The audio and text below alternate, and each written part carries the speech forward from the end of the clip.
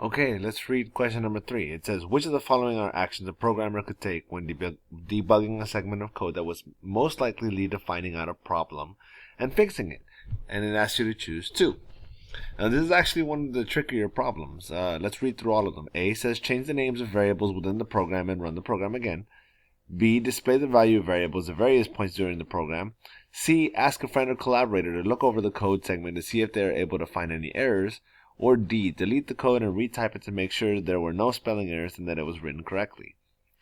Now, as beginning coders, you are likely to say that you want to change the names of the variables within the program and run the program again because you may have typed it incorrectly. There's actually some merit to that.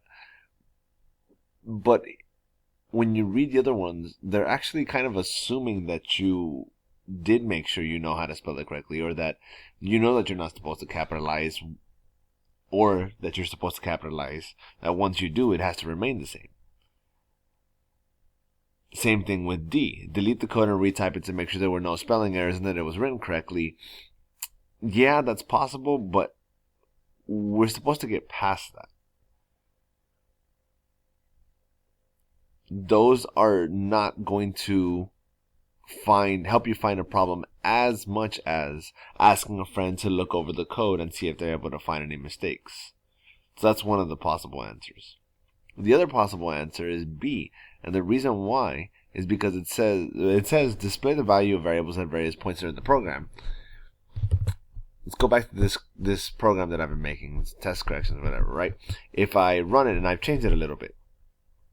If you look at my code, it's first now I have 2 input boxes. It says that I'm supposed to replace text with a number here, and I'm going to change it.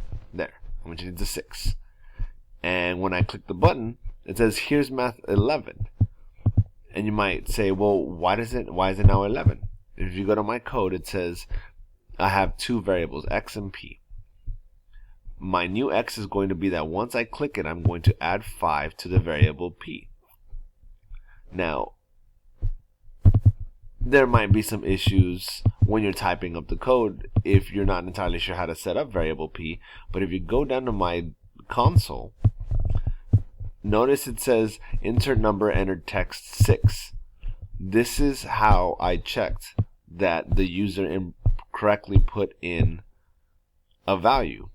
If you look at the insert number event change, it says console log insert number entered text and get number insert number. So when you go down here, it's printing in the console that the computer knows that the user typed in a 6.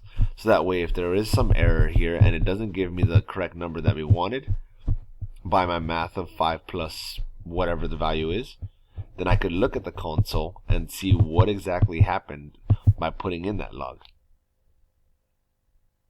Alright guys, see you on the next one.